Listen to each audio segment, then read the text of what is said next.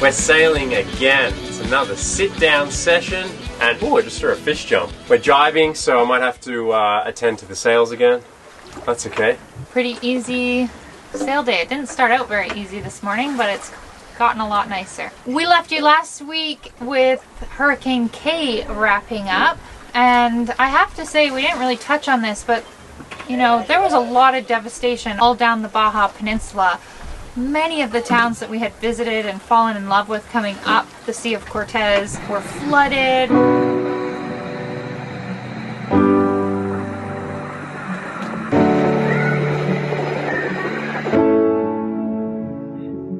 But I can't believe how resilient people are down here, and like you saw, Federico, he was up the next day rebuilding his restaurant, and that's kind of the sense you get all over Mexico. They're just right into it. Pretty impressive how resilient they are. After Hurricane K rolled through, it was a nice week of cooler weather, and we welcomed that, and we really hoped it would stick around. It didn't really, but it was a really nice break. 4 days or something. We went to the beach. We were very fortunate that there was a beach within walking distance from the boatyard that we could go hang out at, and it's a beautiful beach in Rocky Point. It was.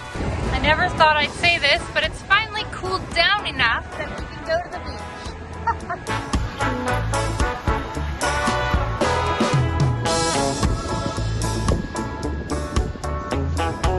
He has a good setup.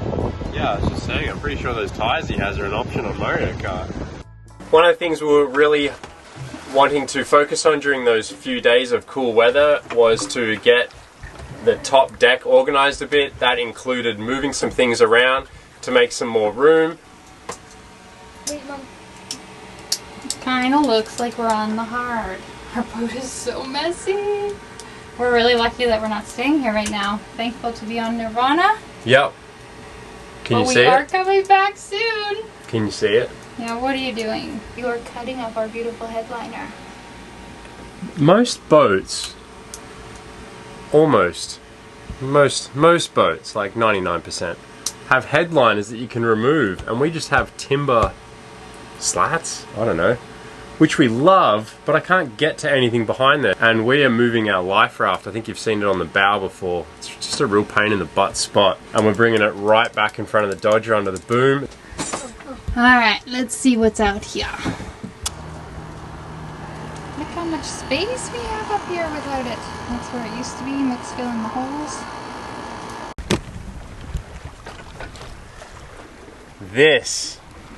This used to be right up on our bow. And again, with our Hancon sails and them lying all over the bow of the boat, all over the deck, having this thing to trip over was a real hazard.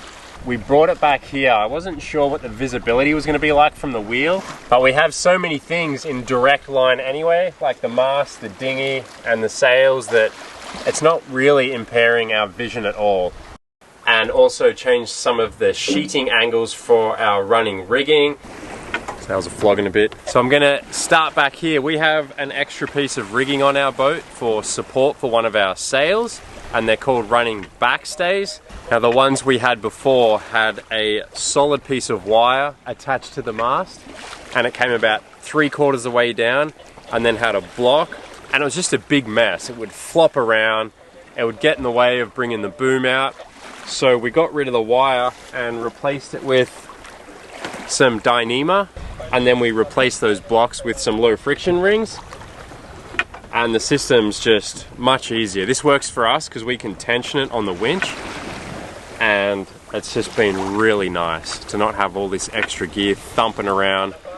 And when they're not in use, I just walk it forward and hook it on the cleat, and it's out of the way and done. Now another thing for our stay sail, which uses these running backstays when we're using it, we put these into action. I changed the sheeting angle of the stay sail.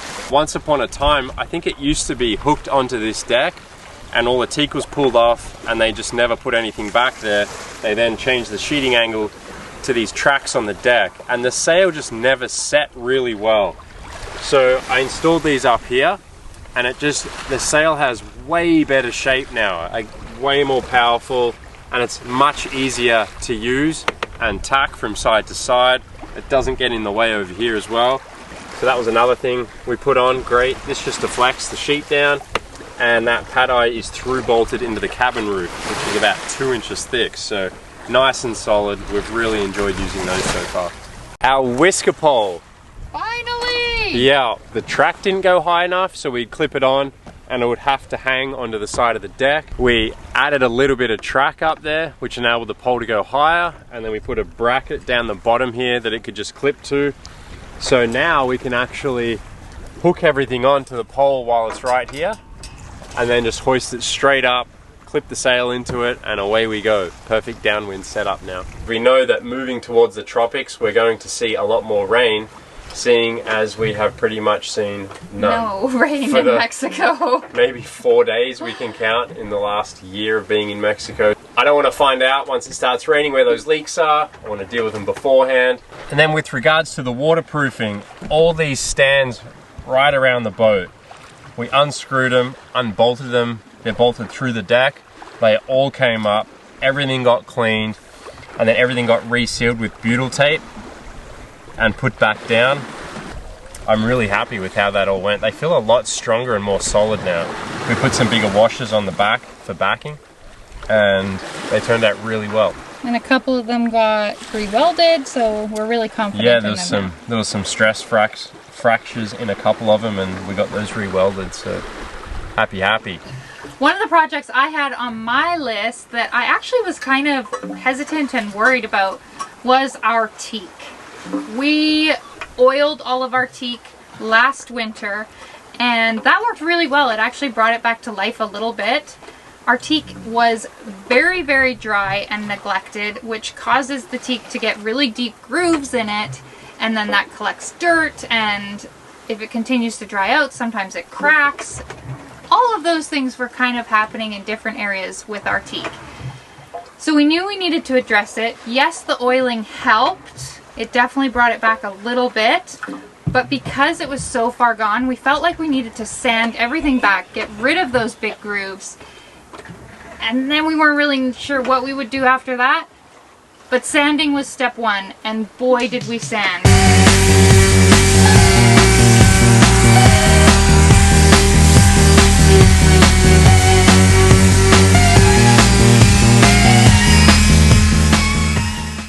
And once we started sanding, we noticed that all the Sikaflex around the toe rail or cap rail, whatever you call it, was falling off. So Mick spent a really long time replacing all of that.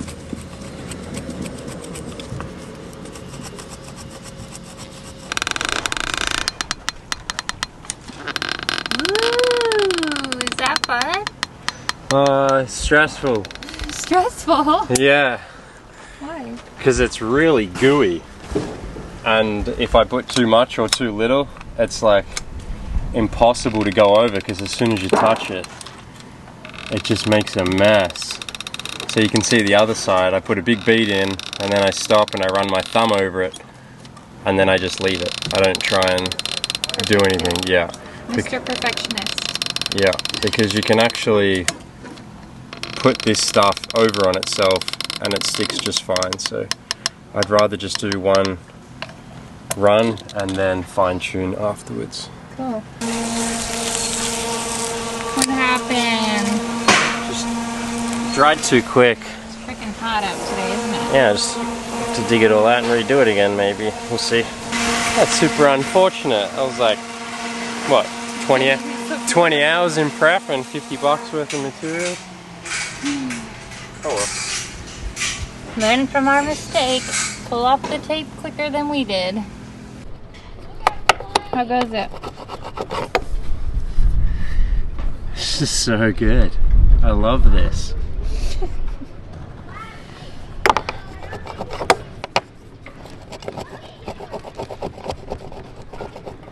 Let's just call it under-inside part. There's a under-outside, then there's an outside, then there's another outside, inside, and then there's a under-inside. That's not confusing at all, is it? There's 4 places that are caught. 4 places, and each place is 45 feet on each side of the boat. Anyway, that's a lot of going around. Been up here for hours, and my support crew is doing a great job. This is a very nice seat that you have created here. Used to have our life raft right here, and now it's a lounging spot. once everything was kind of prepped, we had to decide what we were going to do with our teak. There are so many different options. Are we okay? Yeah, just checking boats behind, and we're heading towards land, so I'm just trying to keep an eye on that. You can oil it, you can varnish it, and you can do a million different things in between. And we were really unsure what to do, so we reached out to Total Boat and asked for their advice. They helped us pick out some products and helped us get those products into our hands, which we were so thankful for. Their customer service is out of this world. Very knowledgeable people. And their website is awesome. Like, even if you just want to learn something, you don't want to buy anything, all the information's there about how everything works, and it just made me understand the stuff we were using a lot more and what we needed. We have partnered with Total Boat to complete 3 final projects. So those projects are renewing our teak all over the boat on the outside. It's very dirty and weathered, and it's been raw for years and years and years. So they have given us this teak cleaner, and we're really excited to test it out and see if it can bring back our very gray and weathered teak. Then we will varnish it. What? If you've seen any of our previous videos, you know we've kind of been anti-varnish, and we've just been oiling our teak. I think the main reason for that is we were pretty intimidated by it. It's a huge project, but Total Boat makes it really straightforward and simple. Their website is amazing to navigate. It is really good. We went to a few different sites with regards to what products to use, and they just explain everything really well. You read what is on their website with regards to the products, and it makes you instantly feel like you're able to do it. This is wood putty. So in our teak, there's a few cracks where the caulking had joined the 2 bits of teak together, especially around our tow rail, some on our, what's that? Cabin. Plus the teak surrounding our cabin top. Yeah, I was going to put some caulking back in there, but I thought I'd give this stuff a go. Total Boat 2-part epoxy putty, so it's just 1 and 1. So you can see I've got a couple bits here out of each one. It's pretty dry and pliable, so it's just a 1 part of each. It's not sticky to my hands. And then you just mush it together, and then it creates that epoxy chemical reaction, and it'll dry really hard.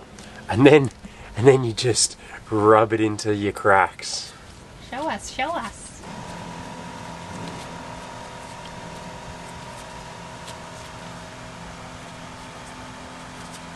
They do have pigments and extra coloring that you can add to these if you really want to get fancy, but I think we're okay. I think this is going to look really good. Hello, senor. Little lunch break from all the sanding. I left the bottle opener. Oh.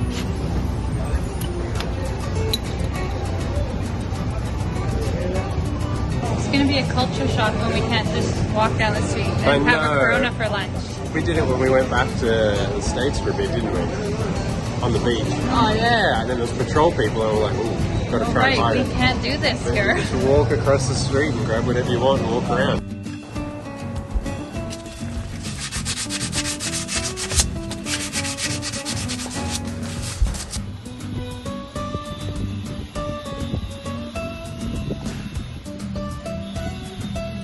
How's that going?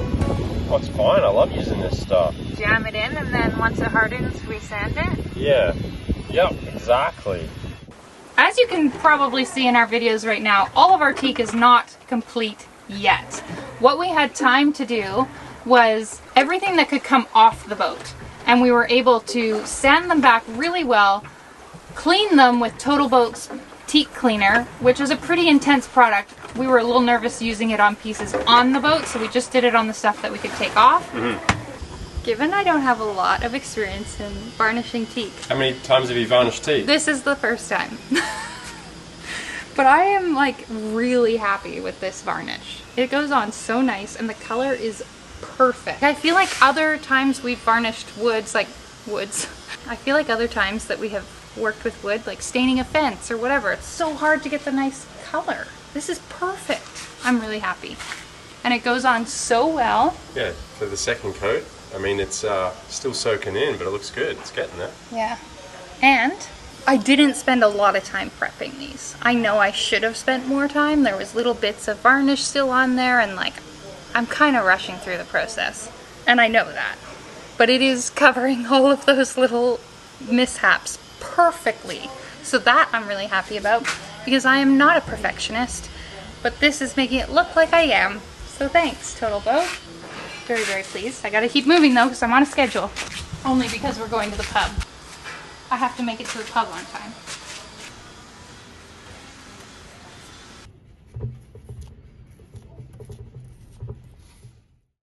Then our cap rail all around the outside of the boat, which would have been really tricky to varnish at anchor, we got that done.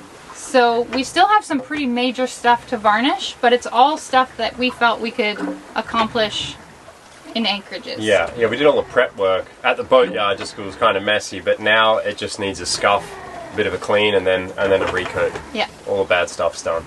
And Penasco. Yes, a very deep exhale. Puerto Penasco. What do we say about that place? We did it a little different. People will come up and haul out just as it starts getting real hot, and then they take off for 3 months. They'll do some inland travel, they'll go home for a bit, visit family.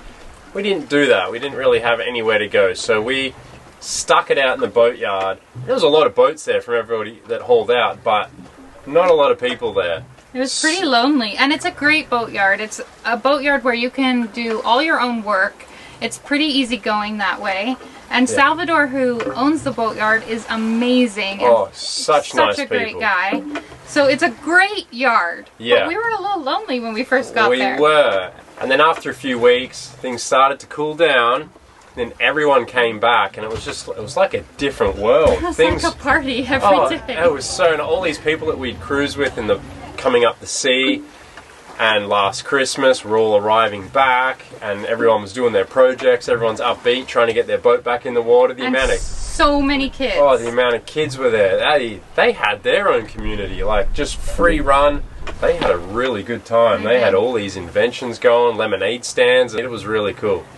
We even managed to take some breaks from boat work and have a little fun in Penasco. Sure did. We're going on a cruise with a bunch of people. We filmed the party boats that cruise through the harbour here. I don't know. Music playing, everyone happy, and mariachi bands. Anyway, they come in and out for a couple hours, and we're going on one.